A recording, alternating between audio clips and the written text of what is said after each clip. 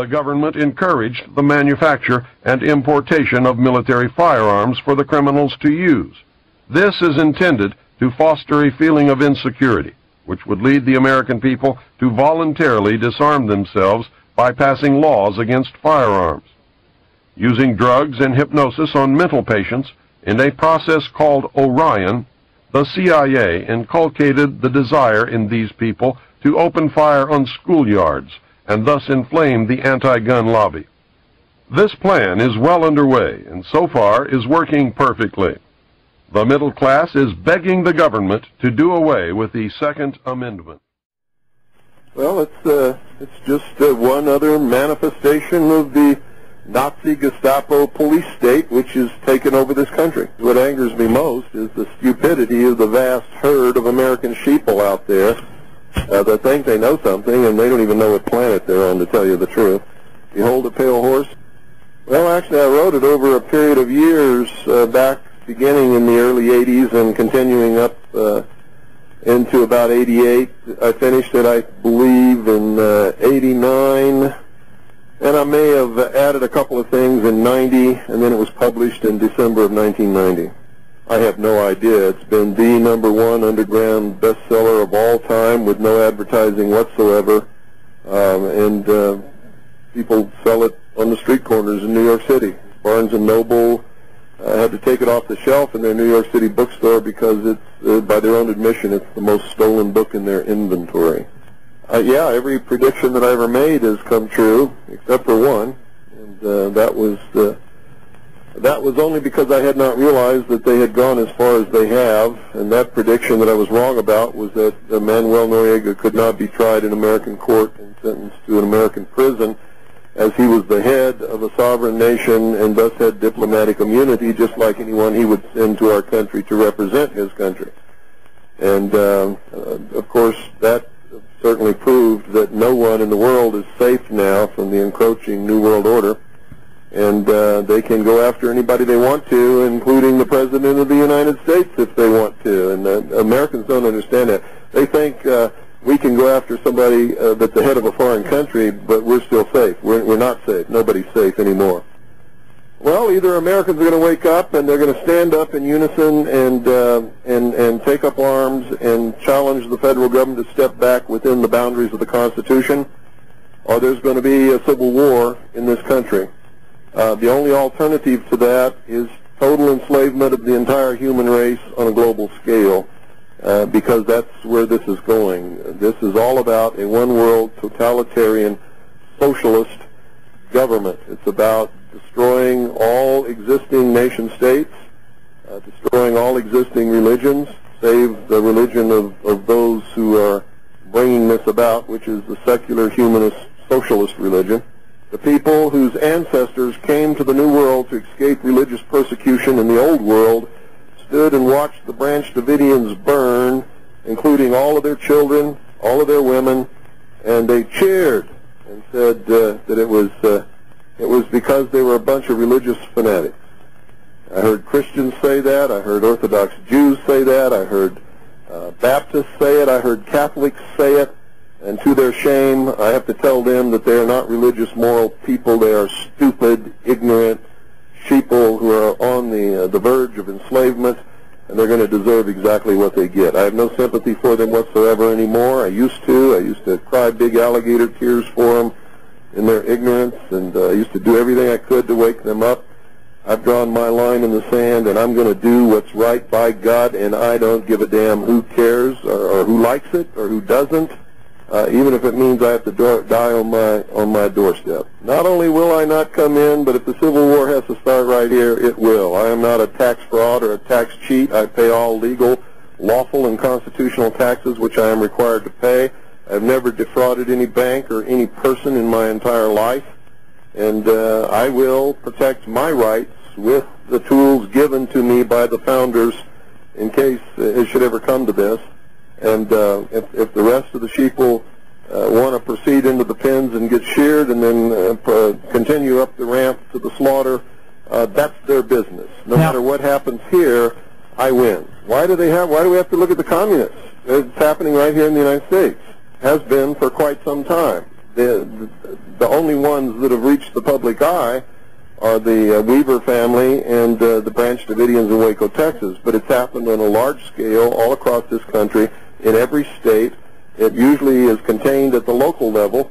And one of the indications that you will know that I'm right is that you haven't seen what's happening here on any of the major news networks, and you're not going to, because I've taken a stance documented in the law. I've posted it on my web page.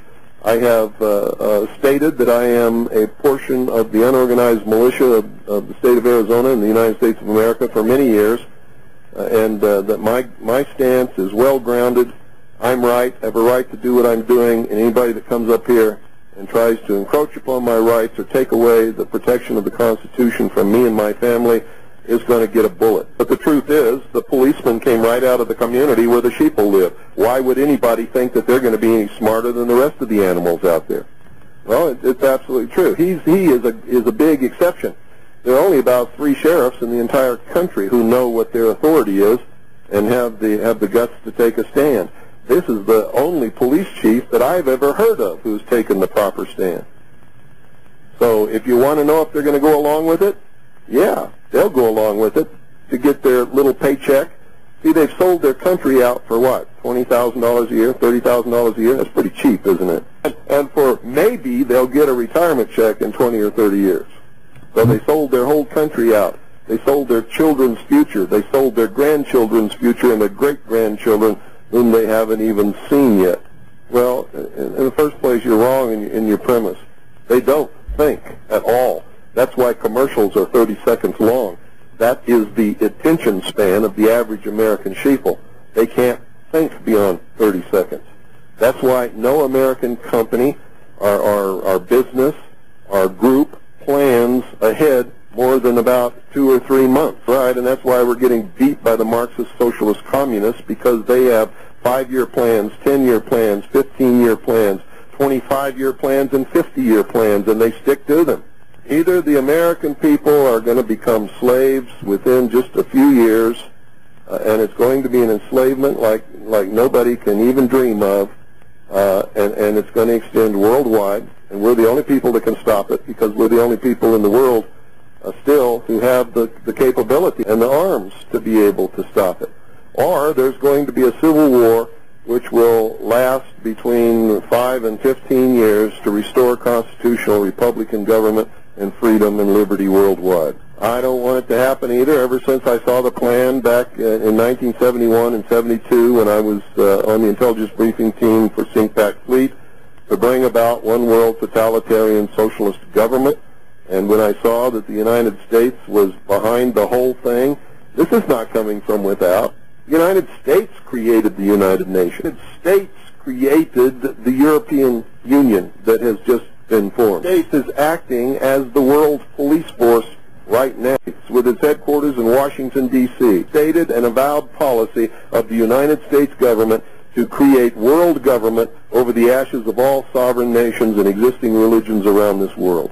I'm telling you that I saw that plan while I was in the Office of Naval Intelligence on the intelligence briefing team, the Commander-in-Chief of the Pacific Fleet. That's what Behold a Pale Horse is all about.